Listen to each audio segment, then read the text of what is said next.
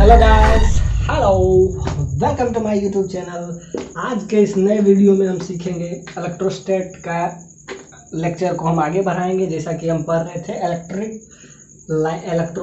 Electrics lines of forces, उसके कुछ properties देखे थे। उसके हम सारे प्रॉपर्टीज़ देखे थे कि वो जिस स्फीयर पे परपेंडिकुलर होता है, जिससे ओरिजिनेट होता है, जिसमें टर्मिनेट होता है। जैसा कि उसके प्रॉपर्टीज पे हम देख चुके थे। Electric lines of forces, electric lines of forces मतलब ये कि अगर ये पॉजिटिव टर्मिनल है तो यहां से क्या होता है, ओरिजिनेट होता है, originated from positive terminal and terminated from negative. ये देखिए, प्लस चार्ज है तो यहां से ओरिजिनेट होगा, ये अगर माइनस चार्ज होगा तो यहां से क्या होगा, टर्मिनेट होगा, गोइंग इनसाइड। तो हम इस पे बता चुके थे क्या, electric lines of force originated from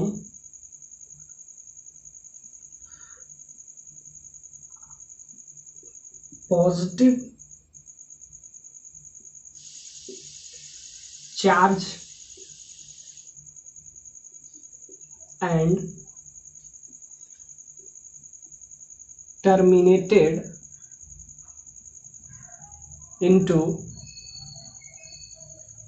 negative charge, negative charge. ये हम देखे थे। और एक पॉइंट और भी देखे थे इसमें, electric lines of forces originated from positive but terminated into, और ये it is always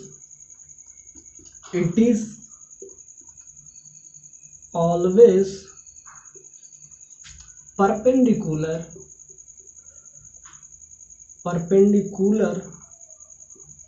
to the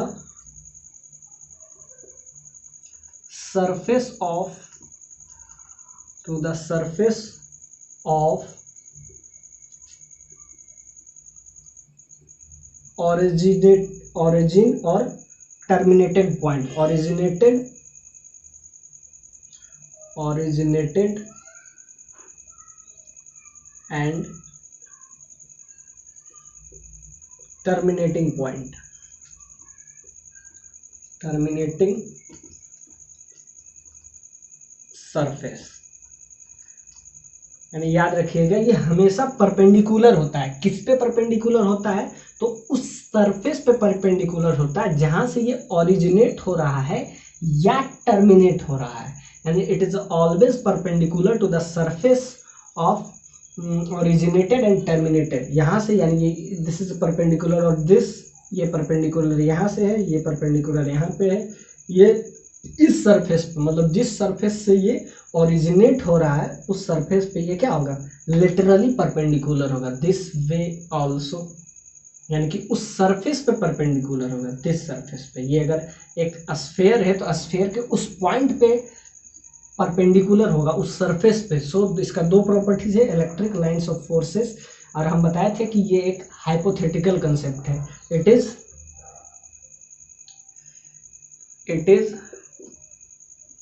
hypothetical concept, यानी कि ये एक हाइपोथेटिकल कंसेप्ट है। ये हम बताए थे कि ये रियल नहीं है। हाइपोथेटिकल कंसेप्ट से हम बहुत सारे कंसेप्ट को समझना आसान होता है, इसीलिए हम बहुत सारा हाइपोथेटिकल कंसेप्ट क्रिएट करते हैं, जिससे हमको उस कंसेप्ट को समझना आसान हो जाता है। तो इसका दो प्रॉपर्टीज हम देखें। It is electric lines of forces originated from positive and terminated into negative charge. It is always perpendicular to the surface of originated and terminated surface. मतलब उस सरफेस पे हमेशा परपेंडिकुलर हो रहा है जहां से ओरिजिनेट हो रहा है या टर्मिनेट हो रहा है। तो उस सरफेस पे हमेशा परपेंडिकुलर होता है। तो ये हम प्रॉपर्टीज पिछले लेक्चर में देख चुके थे। अब इस पे हम एक क्वेश्चन करा देते हैं जो कि जे में पूछा गया है, उस क्वेश्चन को कर लीजिएगा, तो इससे कंसेप्ट ये काफ़ी बिल्डअप हो जाएगा। तो उस क्वेश्चन को हम लेते हैं जो कि बहुत बार पूछा गया है, तो ये इसी दो कंसेप्ट पे बेस्ड है। तो हम क्वेश्चन करवाते जाएंगे सबका।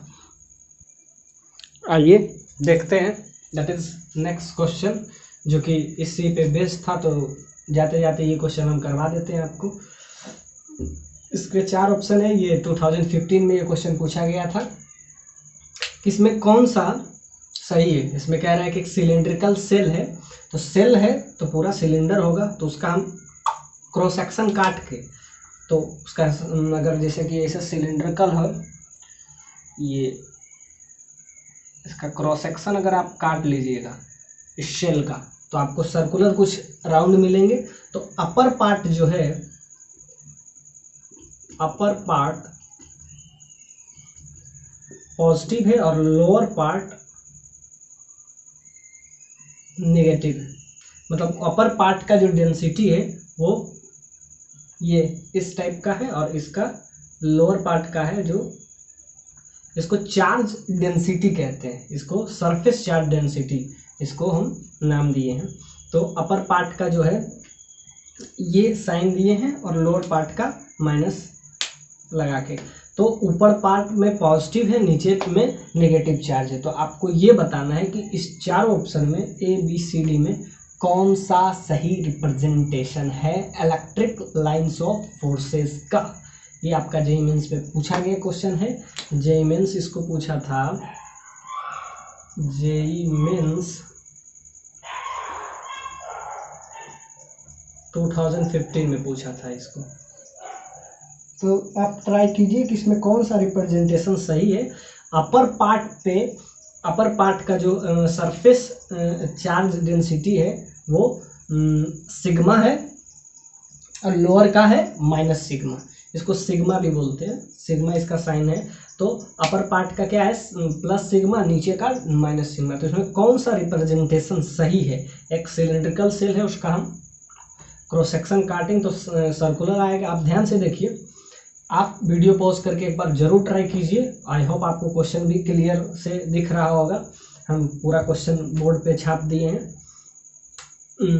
इसमें यह है कि एक सिलिंड्रिकल सेल है जिसका पॉजिटिव चार्ज डेंसिटी सिग्मा है, और नेगेटिव मतलब अपर पार्ट का सिग्मा है, लोअर पार्ट का माइनस सिग्मा है।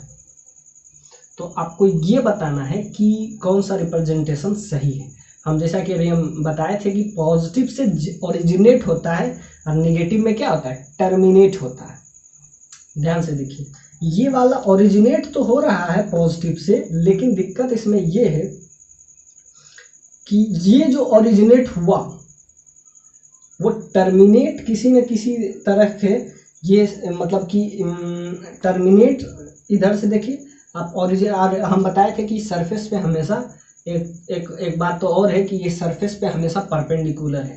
तो ये वाला देखिए शेप कुछ परपेंडिकुलर दिख नहीं रहा है, इसको हम बना दिए हैं, लेकिन ये कुछ ऐसा है, ये कुछ ऐसा है, ये कुछ ऐसा है।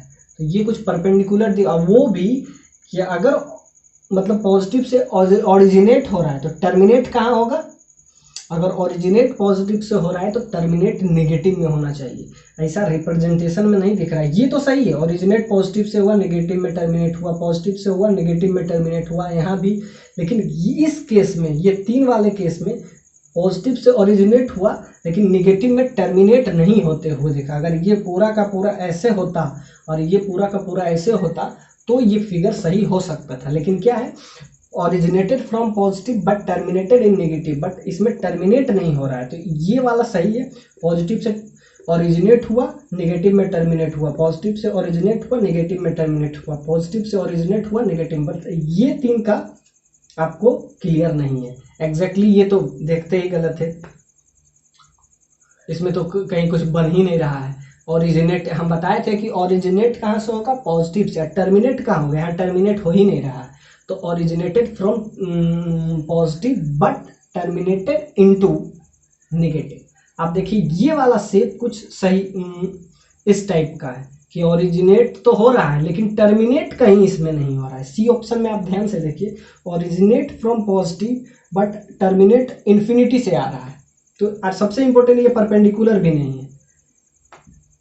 हम कहे थे कि ओरिजिनेट पॉजिटिव से होगा, टर्मिनेट नेगेटिव में होगा, वो भी परपेंडिकुलरली। ध्यान दीजिएगा इस बात को कि पॉजिटिव से टर्मिनेट होगा, नेगेटिव में आएगा और वो 90 डिग्री बनाएगा। ध्यान से देखिए, ये वाला कहीं ना कहीं आपको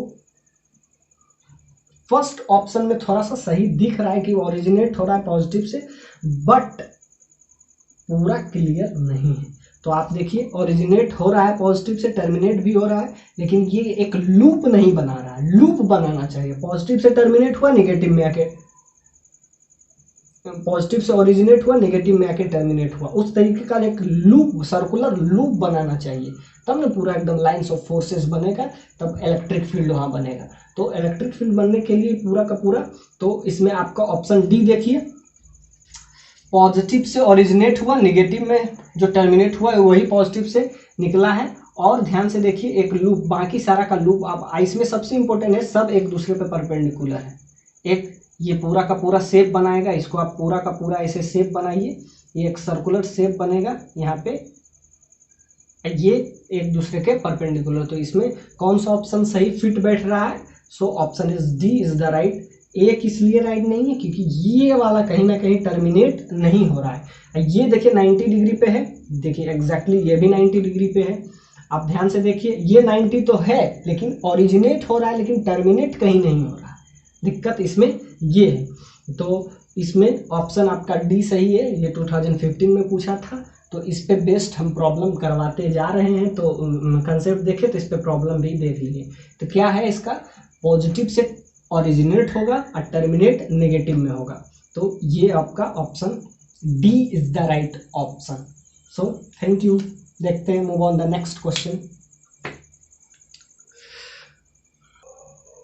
हम आपको बताए थे इस क्वेश्चन में, ये क्वेश्चन डील कर चुके हैं। अब देखते हैं, move on the next question. इसमें क्या देखें कि हम प्रॉपर्टीज देख लिए, जो कि हम इलेक्ट्रिक लाइंस ऑफ फोर्सेस का देख रहे थे कि पॉजिटिव से ओरिजिनेट होता है नेगेटिव, और सबसे इंपॉर्टेंट है वो सरफेस पे हमेशा परपेंडिकुलर रहता है। ये बात हमेशा याद रखिए। ये ओरिजिनेट तो हो रहा है first, but it is not on perpendicular. ध्यान से देखिए, ये इसका रेडियस है, यहाँ से आपको यहाँ पे परपेंडिकुलर दिख रहा होगा, ये परपेंडिकुलर दिख रहा होगा, लेकिन ध्यान से ये लूप पूरा का पूरा परपेंडिकुलर। और सबसे इंपॉर्टेंट चीज है, ये नहीं परपेंडिकुलर दिख रहा है। ध्यान दीजिएगा, originated from positive but terminated into negative, और उस सरफेस पे हमेशा परपेंडिकुलर होगा। तो ये ऑप्शन, ये देखिए, ये परपेंडिकुलर तो है लेकिन कहीं ओरिजिनेट और टर्मिनेट कर ही नहीं रहा है। ओरिजिनेट कर रहा है बस, ये कहीं से टर्मिनेट हो रहा है। ये एक्चुअली में सबसे इंपॉर्टेंट है, ये परपेंडिकुलर तो है सरफेस पे, पर इसमें एक चीज सबसे इंपॉर्टेंट है, ना ओरिजिनेट हो रहा है ना टर्मिनेट हो रहा है। इसमें इस तरीके का, ये सरफेस पे तो ये परपेंडिकुलर है, लेकिन originated from positive and terminated into negative, ये इस चीज को नहीं माना। पर ये किस लिए ये ऑप्शन गलत? क्योंकि ये हम मतलब ये परपेंडिकुलर नहीं, ओरिजिनेटेड फ्रॉम, और एक लूप बनाता है। और लूप एक ही सिचुएशन में नहीं बनेगा, वो ये केस में नहीं बनेगा, क्योंकि ये इन्फिनिटी चला जाता है, ये माइनस इन्फिनिटी, फिर भी ये किसी न किसी तरीके से डायरेक्ट कनेक्ट हो जाएगा। तो इस शेप में, तो ये D is the right answer, originated from positive but terminated into negative. ये इन्फिनिटी चला जाता है, इस वजह से ये लूप नहीं शो करता है, बाकी सारा एक दूसरे के साथ लूप बना रहा है। So option D is the right answer. ये देखिए, ये जो फॉर्मल कर्व है, ये कोई मतलब एक दूसरे पे 90 डिग्री नहीं बनाता, टर्मिनेट नहीं हो रहा है।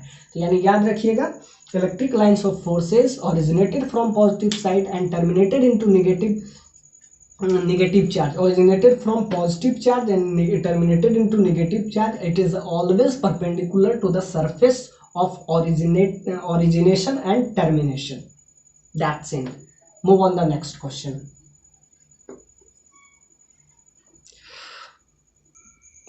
आइए देखते हैं, move on the next question. एक क्वेश्चन है, कह रहा है कि एक स्फेरिकल मेटालिक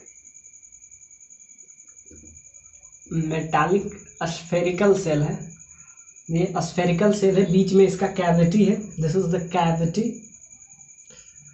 कैविटी, स्फेरिकल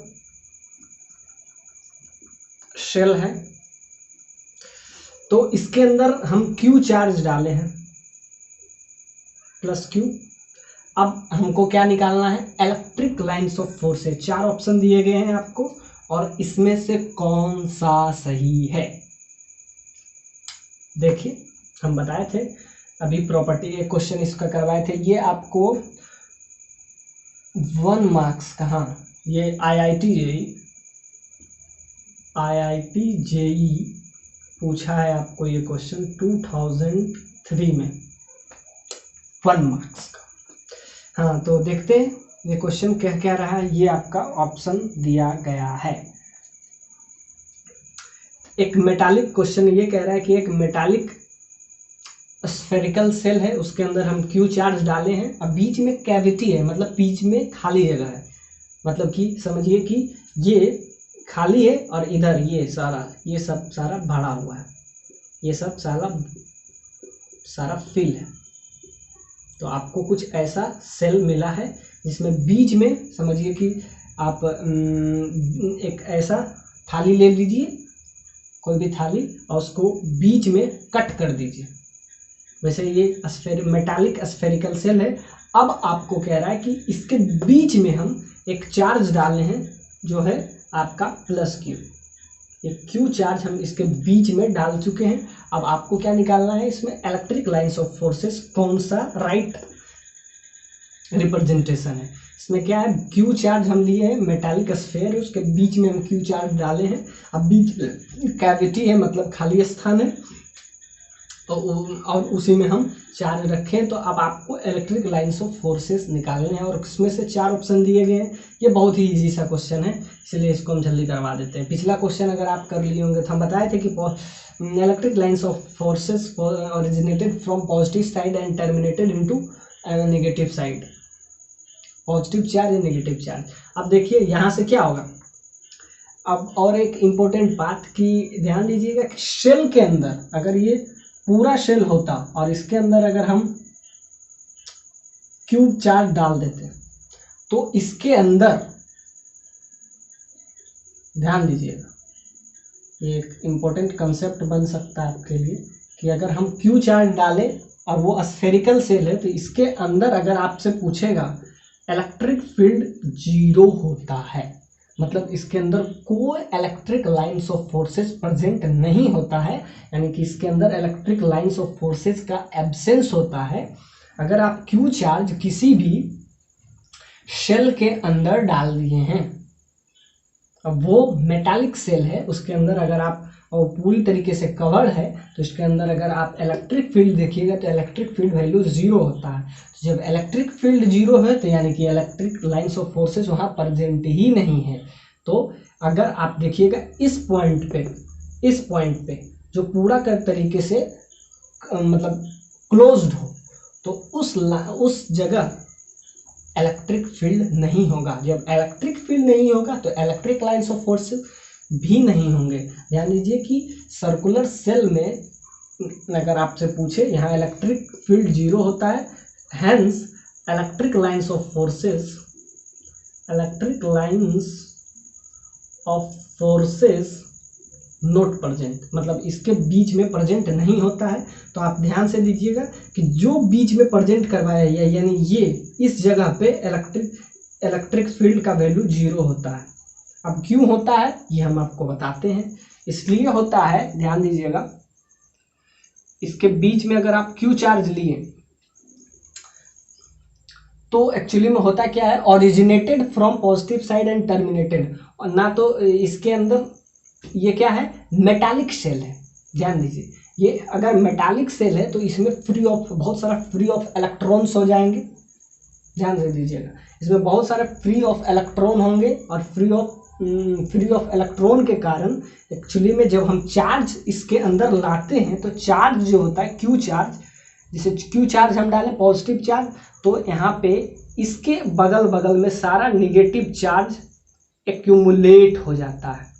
यानी कि अगर हम पॉजिटिव चार्ज डालें तो पॉजिटिव चार्ज के बगल में अट्रैक्शन के कारण, कूलम्ब्स लॉ बताए थे ना, तो पॉजिटिव चार्ज नेगेटिव चार्ज को अट्रैक्ट करता है, like charge repel, but unlike जैसे पॉजिटिव डालें तो इसके अगल बगल सारा इसके फ्री इलेक्ट्रॉन, मतलब जब मेटालिक होगा तो उसमें बहुत सारा फ्री इलेक्ट्रॉन होगा, तो फ्री इलेक्ट्रॉन इसके सारा नेगेटिव टर्मिनल बना लेता है और इधर वाला सारा पॉजिटिव टर्मिनल बना लेता है। ऑफ कोर्स जो बचा हुआ पॉजिटिव, तो नेगेटिव पॉजिटिव इसमें टर्मिनल बनने की वजह से इसके अंदर इलेक्ट्रिक फील्ड जीरो नहीं होता है, ओवरऑल इलेक्ट्रिक फील्ड जीरो होता है। ध्यान दीजिएगा, ओवरऑल इलेक्ट्रिक फील्ड जीरो होता है। क्यों जीरो होता है? क्योंकि इधर नेगेटिव टर्मिनल बन जाता है, इधर पॉजिटिव टर्मिनल जब बन जाता है, इस वजह से ओवरऑल क्या बन जाता है, ओवरऑल वो इलेक्ट्रिक फील्ड जीरो हो जाता है। क्यों? क्योंकि इसमें फ्री ऑफ इलेक्ट्रॉन्स के वजह से इसमें इधर नेगेटिव एक्यूमुलेट हो जाता है, इधर पॉजिटिव एक्यूमुलेट होता है। तो ओवरऑल अगर इलेक्ट्रिक फील्ड इसमें देखें, मतलब मेटालिक स्फेरिकल सेल मतलब पूरे तरीके से वो क्लोज्ड पैक हो, पूरे तरीके से पैक हो, यानी कि वो पूरे तरीके से इस तरीके से ये मेटालिक स्फेरिकल सेल हो, तो इसके अंदर अगर Q चार्ज हम डालते हैं तो नेगेटिव सारा ऊपर एक्यूमुलेट हो जाता है और पॉजिटिव वाला सारा नीचे एक्यूमुलेट, पॉजिटिव चार्ज, जिस वजह से इसके अंदर ओवरऑल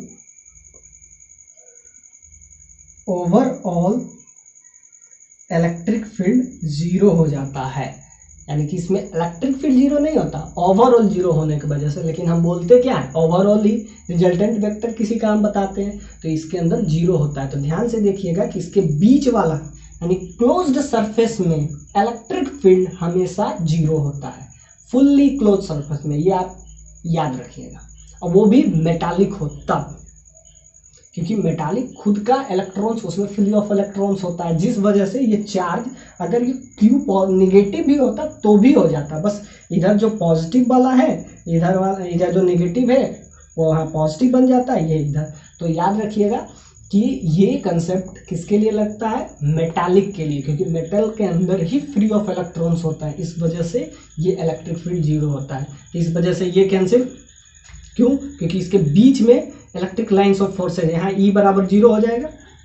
क्यों? क्योंकि ये क्लोज सरफेस है, क्लोज सरफेस में यहाँ पे इलेक्ट्रिक फील्ड जीरो, यहाँ पे इलेक्ट्रिक फील्ड जीरो अगर है तो इलेक्ट्रिक लाइंस ऑफ फोर्सेज तो होने ही नहीं चाहिए। यहाँ भी electric field zero, electric lines of forces नहीं होगा, E बराबर जीरो, यानी सारे में E बराबर जीरो, तो यानी कि ये तो ऑब्वियसली गलत है, क्योंकि इलेक्ट्रिक फील्ड जहाँ होगा वहाँ इलेक्ट्रिक लाइंस ऑफ फोर्सेज तो होना ही पड़ेगा। तो यहाँ इलेक्ट्रिक फील्ड जीरो है, तो जीरो है तो इलेक्ट्रिक लाइंस ऑफ फोर्सेज का पॉसिबल नहीं होना चाहिए, यानी कि ये रॉन्ग रिप्रेजेंटेशन है। मीनवाइल इसमें भी देखिए E बराबर जीरो, हम बताए हैं कि पूरा पैक्ड हो और वो मेटालिक हो, क्योंकि मेटल में इलेक्ट्रॉन क्या होता है, एक्यूमुलेट होता है, पॉजिटिव और नेगेटिव। तो ये भी, ये कैविटी वाला, ये वाला जगह में क्या इलेक्ट्रिक E बराबर जीरो होगा। तो जब E बराबर जीरो होगा तो electric lines of forces create तो होगा ही नहीं, तो यानी बी भी गलत। फिर देखते हैं सी इज द राइट आंसर, कि देखिए बीच में इसमें कहीं भी E बराबर जीरो था, और अगर E बराबर जीरो है तो इलेक्ट्रिक लाइंस ऑफ फोर्सेज देखिए इसके बीच में प्रेजेंट कहीं नहीं है, इसके वजह E बराबर जीरो है ये, यानी कि इलेक्ट्रिक फील्ड यहाँ ओवरऑल इलेक्ट्रिक फील्ड जीरो है, तो इस वजह से इलेक्ट्रिक लाइंस ऑफ फोर्सेज वहाँ प्रेजेंट होगा ही नहीं। बस यही ऑप्शन में electric lines of forces present नहीं है, क्यों, और बाकी सारा में तो ये भी डी गलत, तो यानी option C is the right answer. तो हम यहाँ से क्या सीखे, यहाँ से हम ये सीखे कि इलेक्ट्रिक फील्ड मतलब कि स्फेरिकल सेल में electric field, closed spherical shell में इलेक्ट्रिक फील्ड का वैल्यू जीरो होता है, और अगर जीरो होता है तो वहाँ कोई electric lines of force present नहीं होंगे, इसलिए ऑप्शन ए बी सी सारा गलत हो जाएगा, बस सी सही होगा, क्योंकि इसके बीच में इलेक्ट्रिक फील्ड क्लोज्ड मेटालिक, याद रखिएगा मेटल का ही इलेक्ट्रॉन फ्री होता है, नॉन मेटल का नहीं। तो याद रखेंगे हम यहाँ से ये सीखे कि क्लोज्ड मेटालिक सरफेस में इलेक्ट्रिक फील्ड का वैल्यू जीरो होता है। ध्यान से यहाँ से ये सीखें, फिर देखते हैं move on the next question. और उसके बाद हम देखेंगे electric field, electric lines of forces देखें, फिर इलेक्ट्रिक फील्ड इंटेंसिटी देखेंगे, फिर पोटेंशियल देखेंगे, फिर पोटेंशियल का सारा कंसेप्ट। सो ये क्वेश्चन देखें, और हम कुछ कूलम्ब्स लॉ के पे क्वेश्चन करेंगे, क्योंकि इसमें फिजिक्स में सबसे इंपॉर्टेंट है आप क्वेश्चन करते हैं कि नहीं। कंसेप्ट तो इसमें समझना थोड़ा आसान होता है, लेकिन how to approach the problem, that's main. ये देखिए IIT JEE बहुत ही अच्छा सा कंसेप्चुअल सा क्वेश्चन आपसे पूछा, सो सी is the right answer.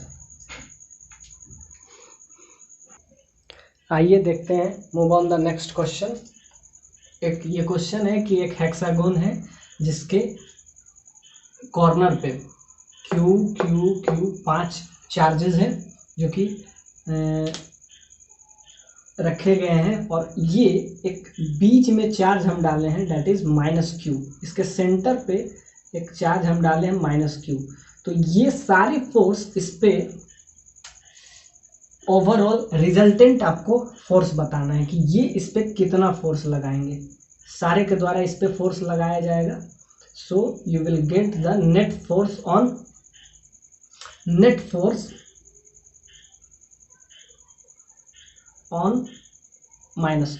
q पे कितना फोर्स लगेगा, तो ये आपको निकालना है। जैसा कि हम कूलम्ब्स लॉ बताए थे कि फोर्स होता है k into Q1 into Q2 by r²।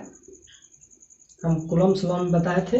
और k एक कांस्टेंट है जिसका वैल्यू आप याद रखिएगा, k का वैल्यू हमेशा होता है 9 into 10⁹, that is 1/4 pi epsilon not इसका वैल्यू होता है। एक्चुअली में एप्सिलॉन नॉट का वैल्यू आपको अगर ध्यान से देंगे, इस सारा का वैल्यू आप हमेशा याद रखिएगा 1/4 पाई एप्सिलॉन नॉट। ये कांस्टेंट है जो कि हम इस यहाँ से कांस्टेंट का वैल्यू है, हम निकाले थे। ये फोर्स आया था आपका k into Q1 and Q2 by r²। k का वैल्यू क्या है 9 इंटू 10⁹। अब आपको इसलिए हम बताए थे उस दिन कि ये वैल्यू इसलिए ज़्यादा होता है क्योंकि k यहाँ पे हम बताए थे कि मास Q1 और Q2 के बीच का जो फोर्स होता है वो ज़्यादा होता है बजाय कि M1 एंड M2 के। क्यों?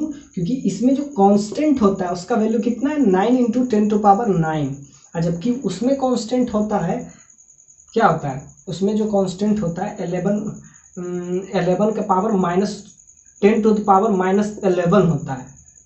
तो ये देखिए इसमें 10 ये पॉजिटिव है जबकि ये नेगेटिव है, इसीलिए हम बताए थे कि इसमें जो फोर्स होता है क्योंकि एट लास्ट में हम कांस्टेंट टर्म का ही देखते हैं। उसमें क्या है इसका k का वैल्यू क्या है ये, और उसका होता है 6.67 इंटू 10⁻11।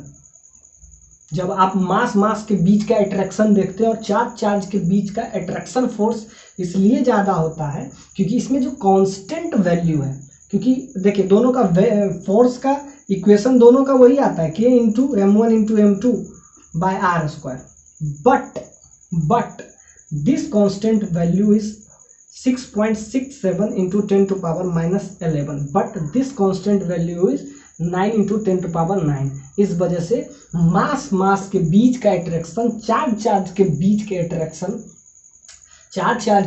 अट्रैक्शन ज़्यादा होता है कंपैरेटिवली मास के बीच का अट्रैक्शन।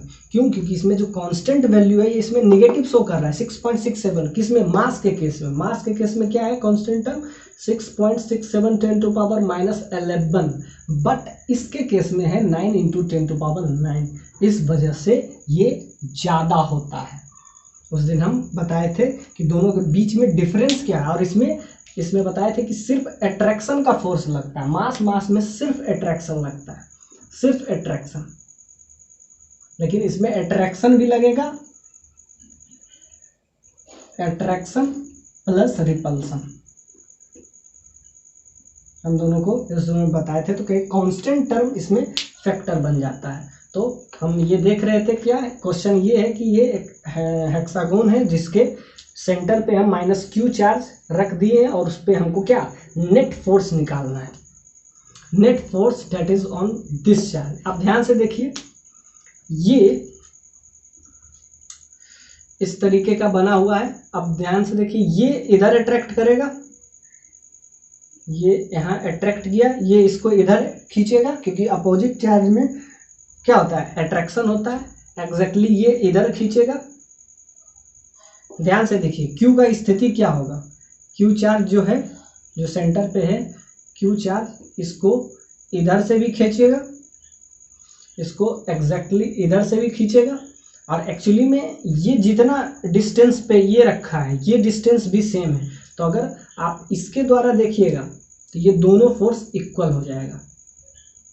डिस्टेंस भी सेम, मैग्नीट्यूड भी सेम। फोर्स का भी हम बताए थे क्या होता है, K into Q1 into Q2 by R square. Distance same, और जब चार्ज सेम होता है तो ये याद देखिएगा, इसका मैग्नीट्यूड सेम होता है, यानी कि ये जितना से इधर से खींचेगा एग्जैक्टली ये भी इधर ही खींच रहा है। तो ध्यान देखिए, चार फोर्स के द्वारा ये जितना इधर खींचेगा ये भी उतना ही इधर खींचेगा, ये जितना ऊपर खींचेगा ये उतना नीचे खींचेगा। तो ध्यान से देखिएगा, इसका रिजल्टेंट वेक्टर 0 है, लेकिन चार्ज एक ये बचा, इसके द्वारा फोर्स लगाएगा। तो हम बताए थे K का वैल्यू क्या होता है, 9 इंटू 10⁻⁹। क्योंकि ये फोर्स अगर आप निकालिएगा तो वो क्या आ जाता है, K इंटू K को K ही रखिए, एक चार्ज Q है, एक है -Q, तो Q into -Q by R square. R ये दोनों के बीच का डिस्टेंस अब आपको निकालना है। जैसा कि इसमें आपको दिया नहीं गया है, लेकिन आप आर डिस्टेंस हेक्सागोन में आपका साइड लेंथ इसमें L दे दिया है, ये साइड लेंथ L है। तो यहाँ से आप अगर डिस्टेंस ये निकालिएगा तो ये भी L हो जाएगा। क्यों, क्योंकि ये एक क्या बना देता है, हेक्सागोन में ये एक बना देता है आपको कौन सा, इक्विलेटरल ट्रायंगल। इसमें 6 इक्विलेटरल ट्रायंगल बन जाता है। तो एरिया क्या इसका क्या हो जाएगा, equilateral triangle. So side is L, ये साइड अगर L है तो ये साइड भी L हो जाएगा। तो बाकी हमारा क्या हो जाएगा, ये चार आपस में एक दूसरे को कैंसलाइज करेंगे। जितना ये इधर खींचेगा उतना ही ऊपर खींचेगा, ये जितना आगे खींचेगा वो इतना पीछे खींचेगा। तो ये अगर इधर खींच रहा है एग्जैक्टली, ये इसके कॉर्नर में रखा गया है, तो ये भी नीचे खींचेगा। तो ओवरऑल इस पे क्या बनेगा, चार के द्वारा overall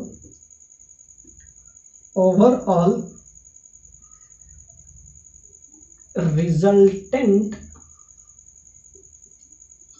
force by four charges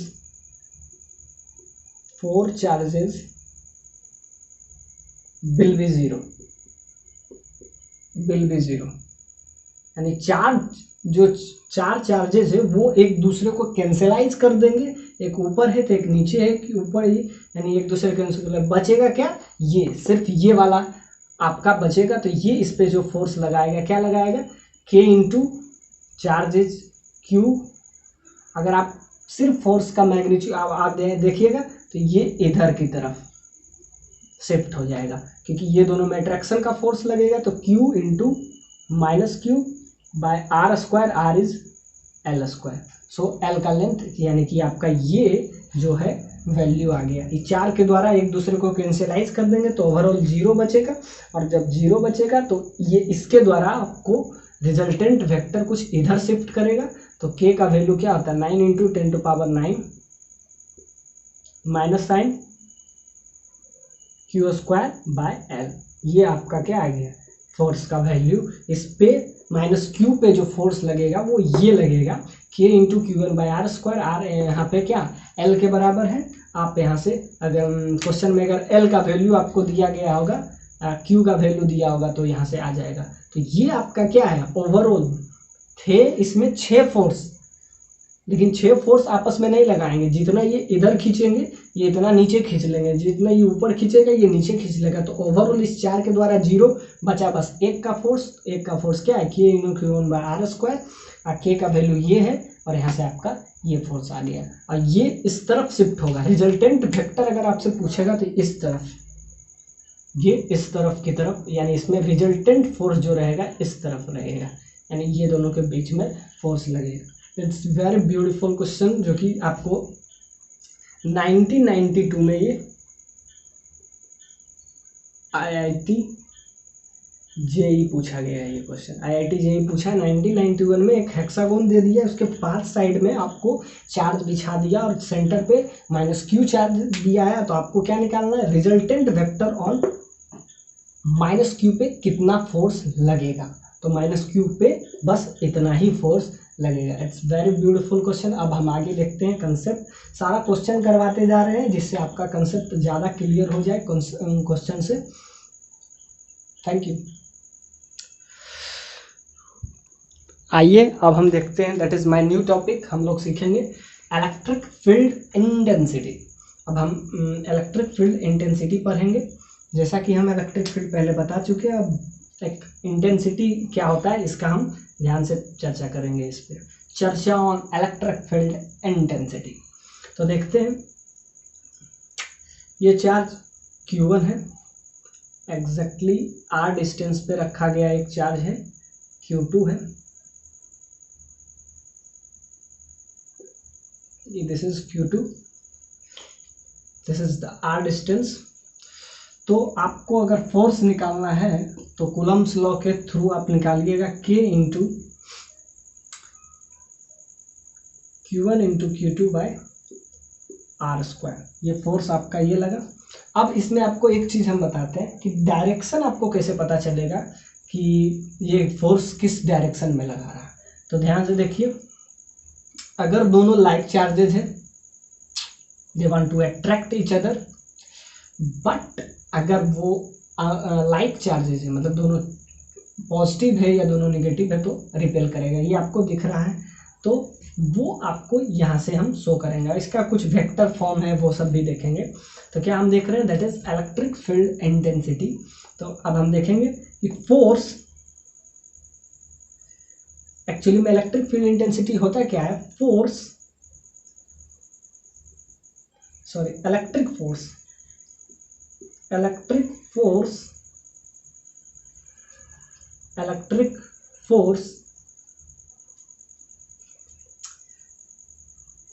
इन, जब इलेक्ट्रिक फोर्स 1 यूनिट चार्ज पे फोर्स जितना भी लगाता है, किस पे, यूनिट चार्ज पे जितना फोर्स लगाता है, तो वो जो फोर्स होता है वो इलेक्ट्रिक फील्ड, उस फील्ड का इंटेंसिटी कहलाता है। मतलब जब इलेक्ट्रिक फोर्स एक यूनिट चार्ज यानी यूनिट चार्ज पे जितना फोर्स, यानी force, electric force acted on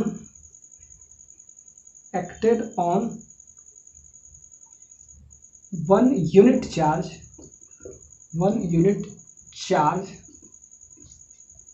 then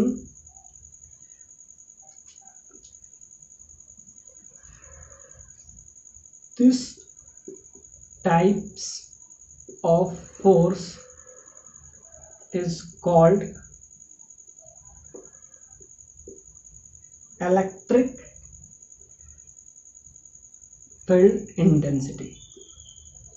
मतलब जब वो एक यूनिट चार्ज पे जितना फोर्स लगाता है, एक यूनिट चार्ज पे, वो जो फोर्स कहलाता है उस इलेक्ट्रिक फील्ड का इंटेंसिटी कहलाता है। उसका इंटेंसिटी कैसे चेक करेंगे, वो जो फोर्स लगाया वो एक यूनिट पे कितना लगाया, वो जो होता है वो फोर्स, वो क्या कहलाता है आपका इलेक्ट्रिक फील्ड इंटेंसिटी। यानी force acted on 1 unit charge, then this types of force is called electric field intensity. अब इलेक्ट्रिक फील्ड इंटेंसिटी हम बता दिए, अब इस पे हम इसको प्रूव करते हैं।